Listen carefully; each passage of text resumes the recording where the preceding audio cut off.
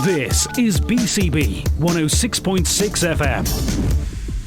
So it's the annual Chapel Allerton Folk Roots Fringe Festival coming up at the end of next week, and headlining this year, so that means playing at the Seven Arts venue in Chapel Allerton on the 1st of September. We've got singer-songwriter, Northern Irish singer-songwriter Leah McFall. So very excited to have her in West Yorkshire next week. And I don't know if tickets are still available, but it'll be a great show. And that's being promoted by longtime friend of BCB Radio, Alan Gibson. So thanks to Alan, we're able to talk to Leah now. So welcome to BCB, Leah. Great to have you. Thank you. Nice to be here. Okay. I'd like to sort of ask you a little bit about your history. People might recognise your name. People might recognise your music, in fact, from your first exposure to the public, which back in 2013, when I think you were the finalist in the second series of The Voice, and you began a collaboration which carried on, I think, for a few years with Will I Am. Just tell us about your experience with The Voice. Was that a good time for you? Was that very helpful in terms of progressing your music career? Yeah, it was crazy. Like, I was just uploading covers and stuff on YouTube. I was living over in London, so I moved over to London to try and pursue singing, and was just gigging a lot. And if I heard that a big artist was releasing a song, let's say, I would book out a studio room, wait till they release it, and then record a cover and put it. From that, I got scouted to be on The Voice, you'd say. So yeah, I went on that and was hoping that it would be Will that would turn around, because I knew that I really wanted to get some help with like production guidance. So yeah, I mean, it was the most nerve-wracking thing I've ever done in my life. Yeah. But yeah, we got through it, and no, I really enjoyed the experience, and I was very blessed to have like really good feedback from people that were watching and listening.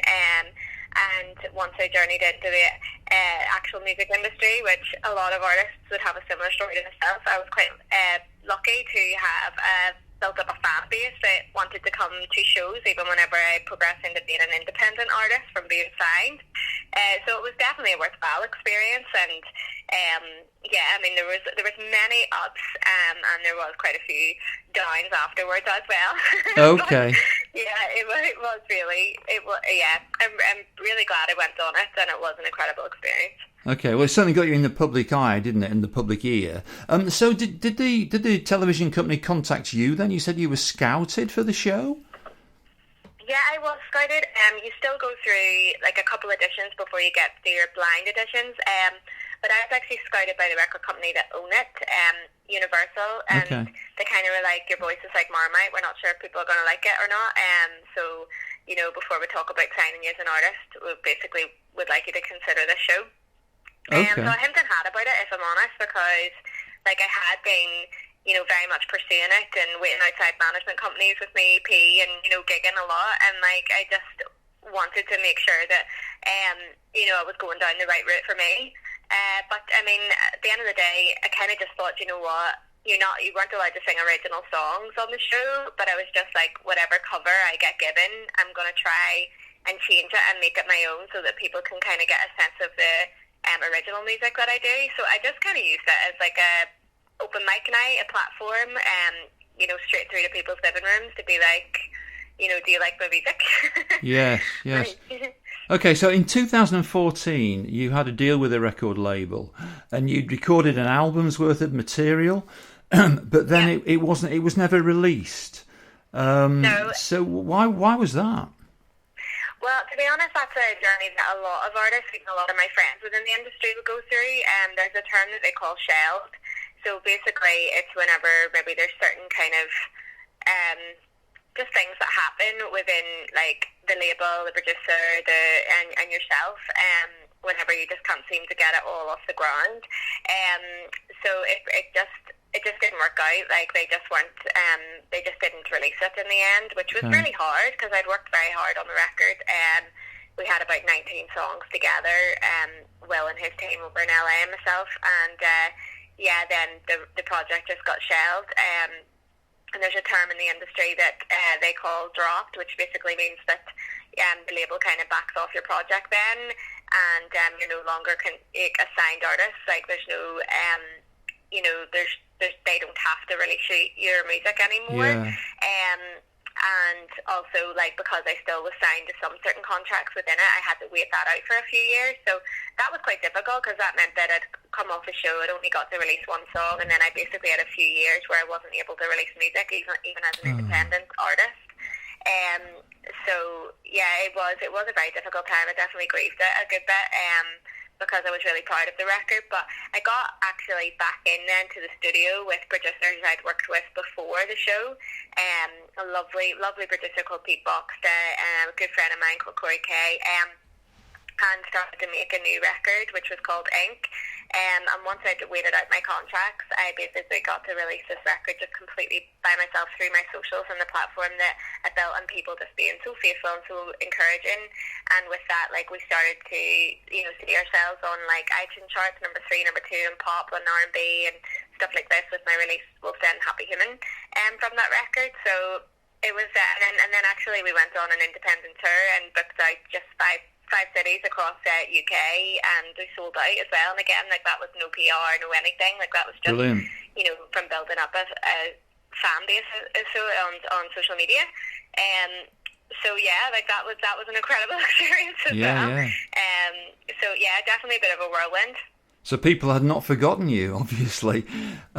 Leah, just in terms of your own songwriting, you made reference to the fact that you were asked to do cover versions when you were on the TV show. Have you always been a songwriter, and to what extent has the material that you've recorded been your stuff? Yeah, so I've always coincided with my career.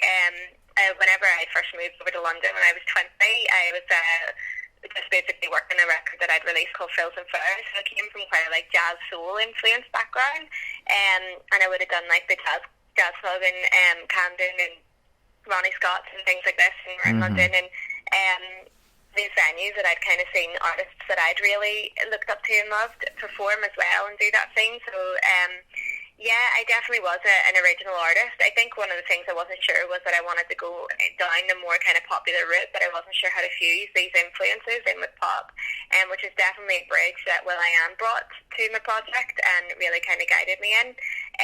And then whenever I went to go release my original music, then those influences were still there.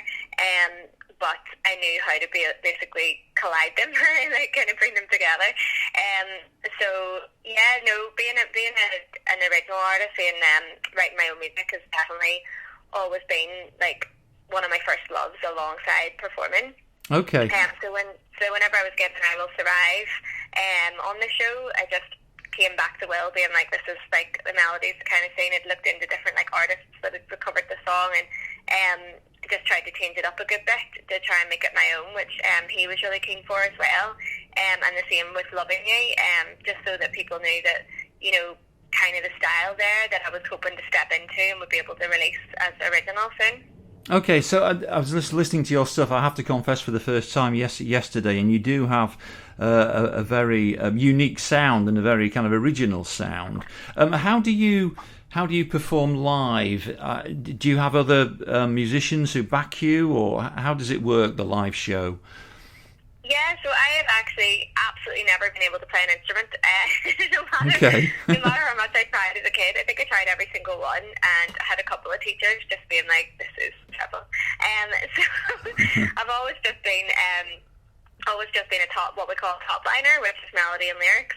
And then I work with other musicians who can tap into that as well, and then they would be producers and bring that musicality alongside. So yeah, like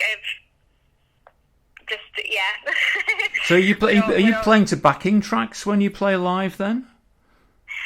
No, I would always use musicians. I've always been very, very blessed to be surrounded by really, really class musicians that kind of were from that background of that jazz soul, R&B kind of vibe, and then they kind of were able to bring that live aspect to it as well. We would use what you call stems, which is whenever like a producer makes a record, there's just different stems within it. So we would kind of fuse bits of the track in with live, which is what a lot of artists do today, just to give it that bigger sound.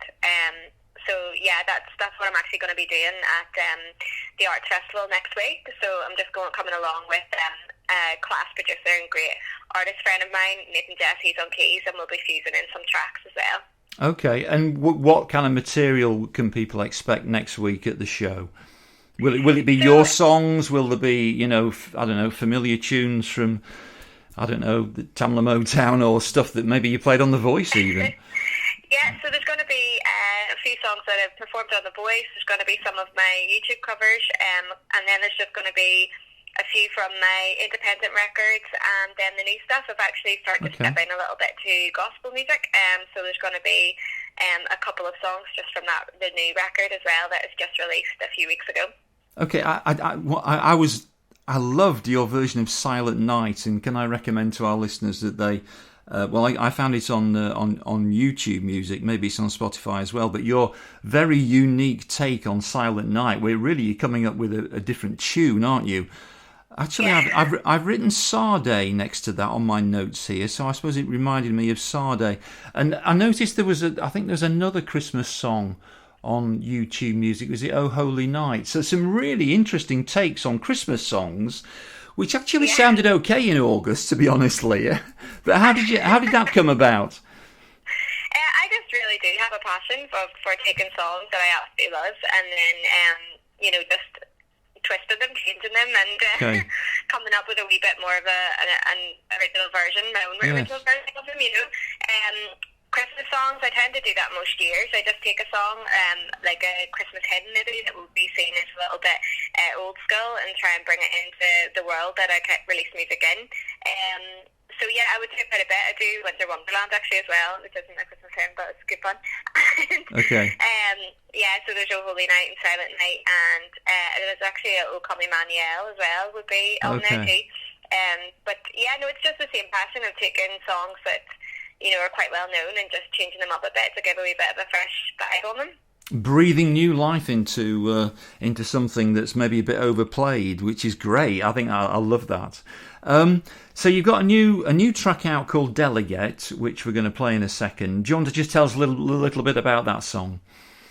Yeah, so I've just started to step in a wee bit more to my gospel roots, and release a couple of songs just really within that world. This song is just it's just beautiful. I love it so much. I get to say that because whenever you write a lot of songs, you can say some of them are rubbish, and this one is. It's lovely. Yes. So this is just a song about, and many people can relate to it, just about love, and how, like, whenever you find a love that is just so intimate, and that would be my relationship in my faith with God, and I just very much would see that is not very overall distant love. It's just extremely intimate and very intricate, and we called it Delegate, because that is within the chorus that you just hear, "Who could love me better than this with a love so delicate?"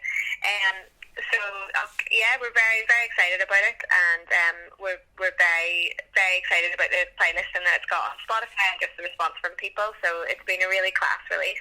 It's from an EP that's called Outside the Lines, and it's just about doing something a wee bit different. Okay, lovely to talk to you, Leah. Have a great gig in Leeds next week, and all the very best with the single. I'll let you know as well just that the tickets are available on 7leeds.co.uk. You can get it on there, and please come check it out, and it'd be lovely to meet you after. From the heart of Bradford, this is BCB 106.6.